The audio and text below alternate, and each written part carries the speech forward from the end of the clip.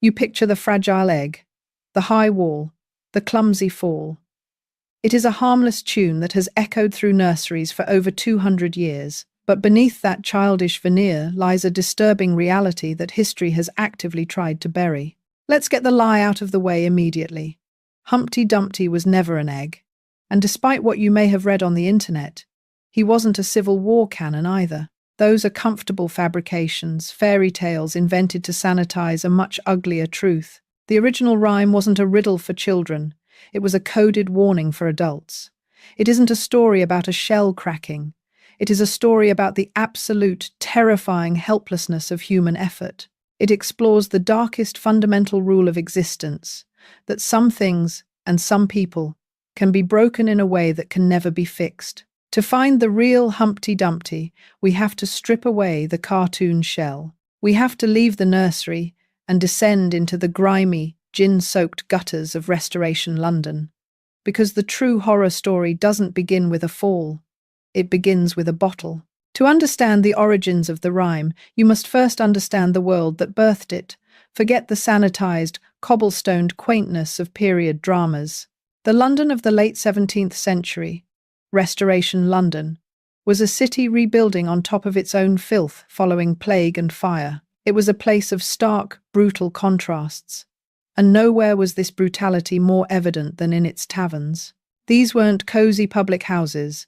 In the seedier districts near the docks or the winding alleys of Eastcheap, taverns were subterranean dens that smelled of unwashed bodies, damp wool, cheap tobacco smoke, and the sour reek of stale beer soaking into sawdust floors. They were crowded, dangerous places where sailors, labourers, and the city's destitute sought oblivion as cheaply and quickly as possible.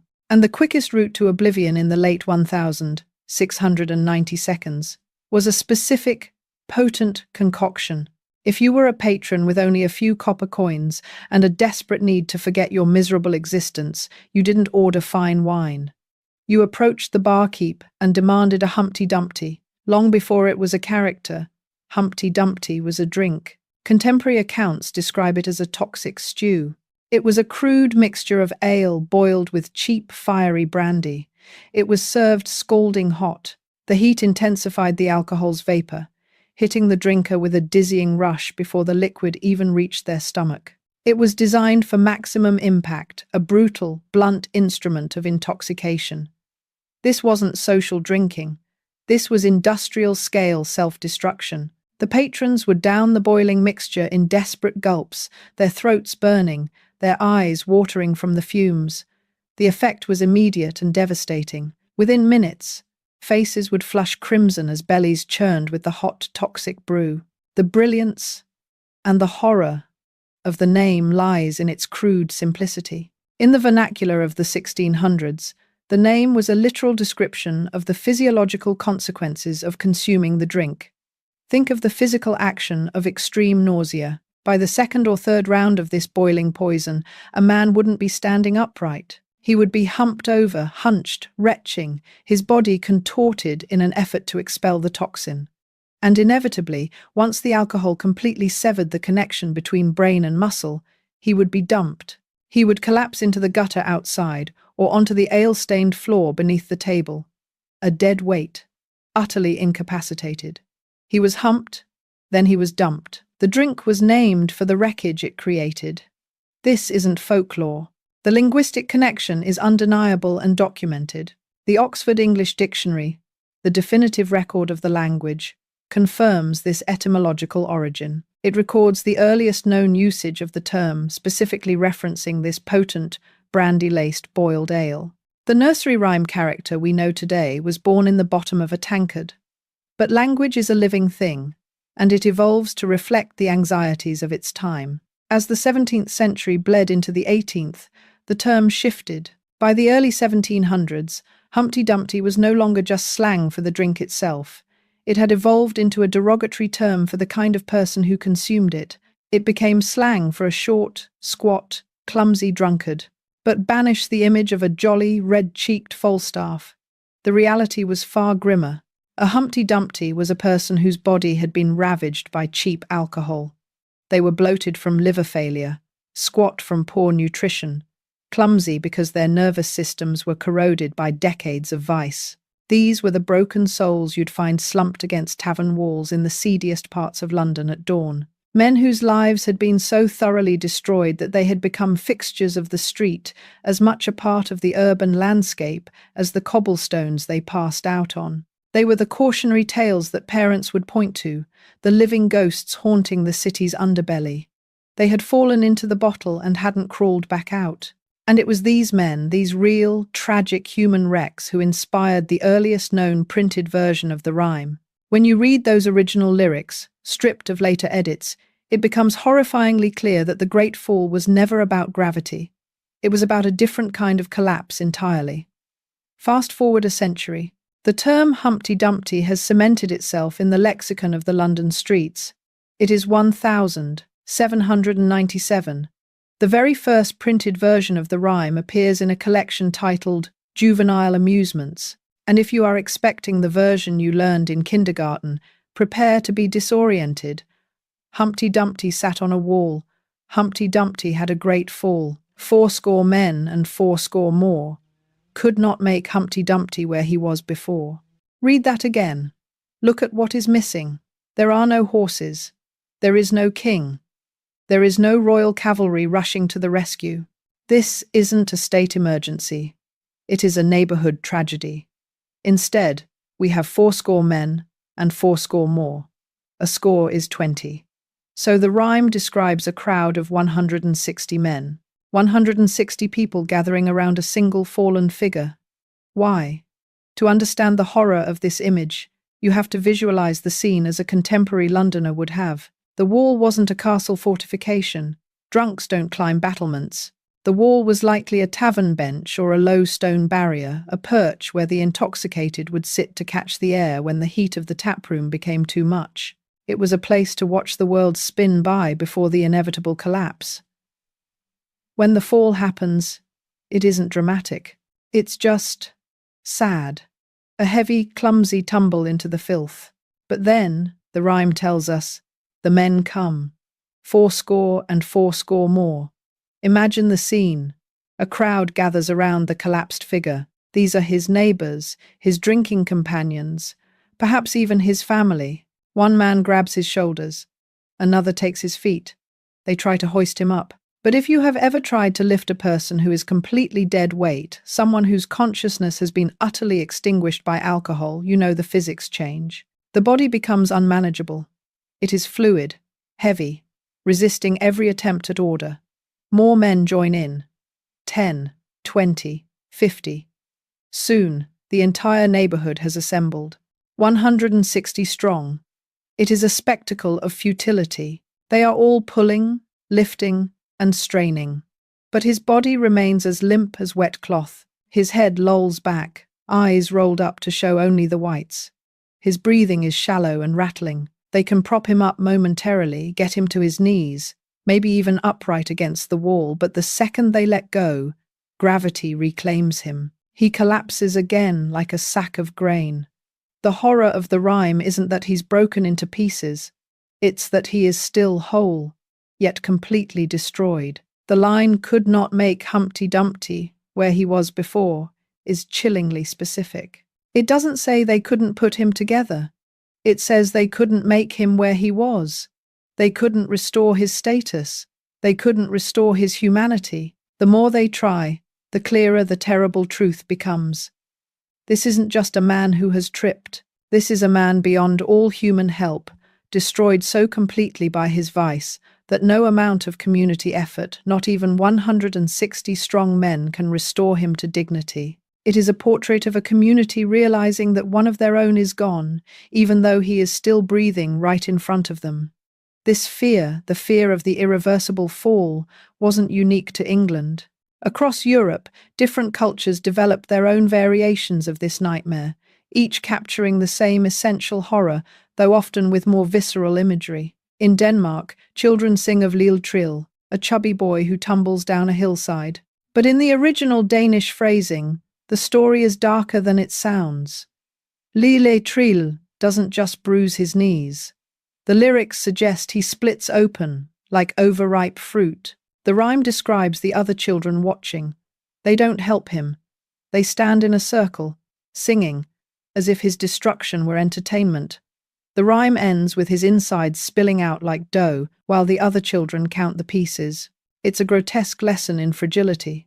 Travel to Germany, and you find Humpelken Pumpelken. The name itself mimics the sound of something round and heavy bouncing downstairs, thump, thump, thump.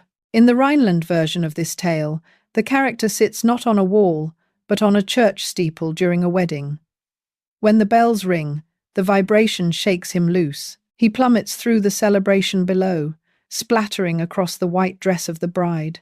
The congregation kneels around the stain, praying. But the rhyme tells us their prayers are useless. The prayers can't undo what gravity has done. The wedding becomes a funeral. The white dress stays red. While these European cousins share the archetypal theme of physical destruction, the English Humpty Dumpty stands apart. The European versions are mythical, almost fairy tale tragedies. But the British version, it is grounded in the specific, suffocating reality of alcoholic degradation. Other cultures imagined mythical falls. England encoded the all-too-real collapse of men destroyed by the gin craze and the alehouse. It was a social commentary on the human wreckage of industrial-scale drinking. But a story about a drunkard dying in a gutter is hard to sell to children generation after generation. The rhyme was too dark, too real. It needed a mask. And by the early 1800s, society found the perfect one. The morbid specificity of alcoholic destruction proved so effective at describing something utterly broken that people began using it as a puzzle. What sits on a wall has a great fall and cannot be put back together again. If you divorce the question from its grim origins, the answer becomes obvious. It isn't a drunkard, it's an egg. And with that simple shift, the tragedy of a lost soul was about to be transformed into the most famous riddle in the English language, and eventually, a weapon of political warfare. The transformation was subtle at first. By 1810, the rhyme appeared in a collection called Gammer Gurton's Garland. Here, for the first time in print, the broken man is gone. In his place sits the egg. It makes a certain kind of sense. The riddle format required an answer that was universally understood. Humpty Dumpty had lost its specific connection to the boiled ale of the 1600s, and the memory of the specific drunkards of the 1700s was fading. But the concept, something fragile, precarious, and irrevocably broken, remained. The egg became the perfect visual metaphor. It stripped away the messy social commentary on alcoholism and left only the pure mechanics of destruction. Children who recited it had no idea they were echoing a cautionary tale about the limits of human salvation. They just saw a funny foodstuff falling down. But here is where the story takes its sharpest, most unexpected turn. If you look closely at that 1810 version, the one that introduced the egg, you will notice something crucial is still missing. The most famous lines in the entire rhyme are nowhere to be found. There are no horses, there are no kingsmen. Even after the egg appeared, the rhyme was still about a neighborhood failing to save one of their own. The famous military element, the king's cavalry charging in to save the day, wasn't folklore. It was a political graft. It was artificially stitched onto the rhyme around 1813, over 15 years after the first documented printing. And the proof of this incision comes from an unexpected source. British parliamentary records. Picture Westminster Hall on a grey March afternoon in 1813. The air is stale. Not with pipe smoke, but with the tension of an empire in crisis. The chamber echoes with heated debate about the catastrophic state of British colonial policy in India. The topic at hand is the East India Company. Once the jewel of British commerce, it has become a bloated, corrupt, unmanageable monster. Its mismanagement has created famine and revolt in the subcontinent. Its military expenses are hemorrhaging the Crown's treasury. The Indian question is the Vietnam War of its day, a quagmire that no amount of money or soldiers seems able to fix.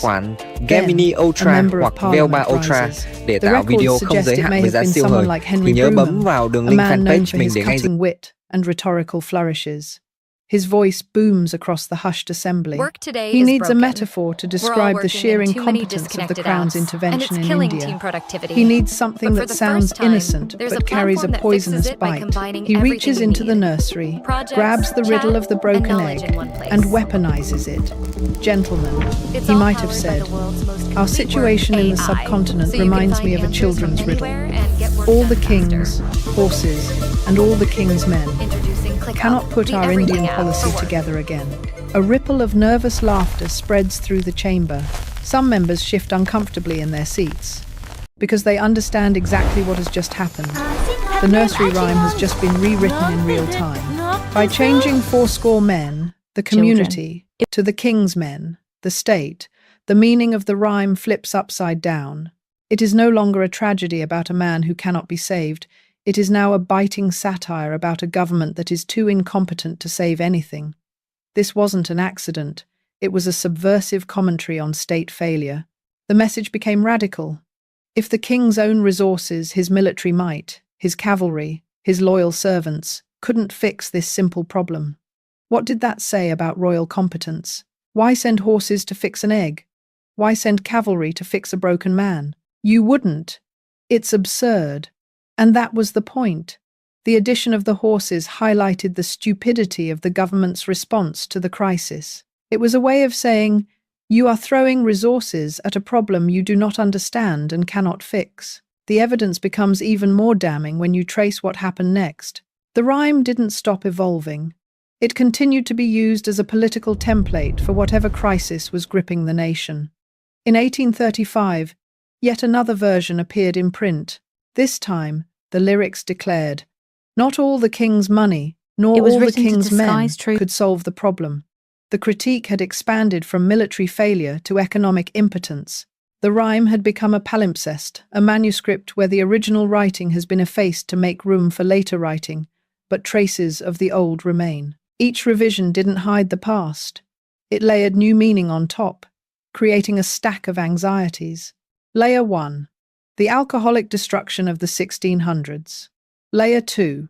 The existential fragility of the egg in 1810. Layer 3.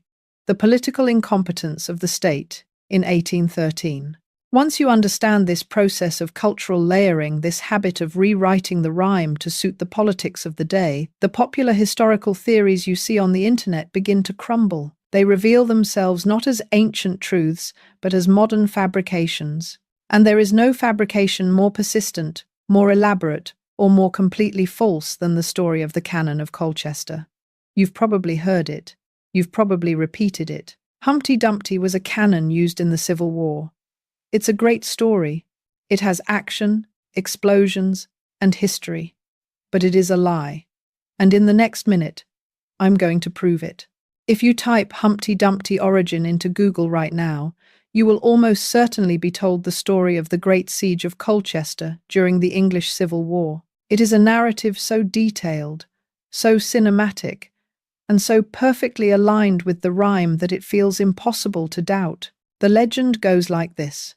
In the summer of 1648, royalist forces were defending the town of Colchester against the parliamentarian army. To hold the line, they hoisted a massive cannon to the top of the tower of Street Mary at the Wall Church. The defenders christened this bronze monster Humpty Dumpty, perhaps for its short, squat shape, or the way it teetered precariously on the church battlements. For weeks, Humpty Dumpty thundered death upon the enemy below.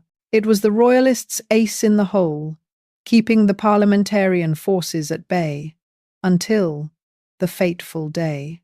A parliamentarian gunner, often described in local folklore as One-Eyed Thompson, aimed his own cannon not at the gun, but at the church tower beneath it. The shot was perfect. The masonry exploded.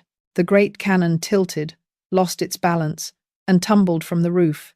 It crashed into the marshland below with an earth-shaking thud, burying itself deep in the mud and rubble. The royalists were desperate.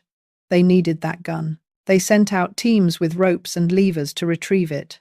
But the cannon was too heavy, the mud too deep, and the machinery too broken. All the king's horses and all the king's men couldn't put Humpty Dumpty together again. It's a masterpiece of storytelling. It transforms a nonsensical nursery rhyme into a coded piece of military history. It explains the wall, the fall, and the king's men.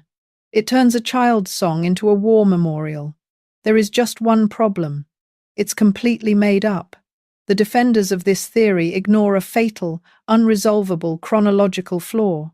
The canon legend depends entirely on the line "all the king's horses and all the king's men" for its narrative to make sense. Without that line, it's just a story about a broken gun. But as we just established in the previous section, that line didn't exist in 1648. The siege happened 165 years before the king's men were added to the rhyme. The royalists in Colchester wouldn't have been singing about king's horses failing to fix a cannon, because that version of the rhyme wouldn't be invented until the Napoleonic Wars. It is a chronological impossibility. It's like claiming that Shakespeare wrote the script for the Avengers. The math simply doesn't work. Don't, just take my word for it. The Victoria County History of Essex, the definitive academic record of the region, conducted an exhaustive search of contemporary accounts. They looked at military diaries, siege maps, and local letters from 1648. Their conclusion was brutal and formal. There is no evidence to support the suggestion of any connection between the siege You think you and know the the story. rhyme. A boy, So where a did this girl. story come from? It wasn't passed down through generations of soldiers. It was invented, almost out of thin air, in the late 20th century. Historical detectives have traced the canon theory back to a speculative article written around 1996 for a local magazine, which was then picked up by a tourism board and finally exploded onto the early internet. It is a modern myth designed to make a boring church history more exciting for tourists. And this pattern repeats with every secret history you hear about Humpty Dumpty. Take the theory about King Richard III. People claim the rhyme is about his defeat at Bosworth Field in 1485. They say Humpty Dumpty was a nickname for his hunchback, and the wall was his horse, White Surrey. It sounds clever. But again, look at the timeline. Richard died in 1485. The King's Men line appears in 1813. That is a 328-year gap. Are we really supposed to believe that a secret coded message about a dead king survived for 3 centuries without ever being written down, only to surface in a children's book during the Industrial Revolution? These theories, the canon, the king, the siege engines, are seductive. We want them to be true. We want the rhyme to be about battles and kings because that feels significant. It feels grand. But these theories don't just add to the story. They actively bury the truth. They are cultural debris that has piled up over the centuries, obscuring the original darker meaning. The reality isn't about a bronze cannon heroically falling in battle. It isn't about a king fighting for his crown. It is about a drunk man, smelling of vomit and gin, dying in a gutter while his neighbors watch, helpless to stop it. We invented the canon because the drunkard was too depressing. We invented the mystery to distract ourselves from the tragedy. But here is the irony. In stripping away the specific history of the drunkard and replacing him with an egg, the rhyme accidentally stumbled back onto an ancient, philosophical truth. The canon theory tries to make the rhyme about military failure, but the egg makes it about existential failure. The canon can be recast. Iron can be melted down and forged again. A king can be succeeded by another king. Those things are fixable. But an egg? Once an egg breaks, that is the end of the line. There is no unbreaking it. It either transforms into something else, or it rots.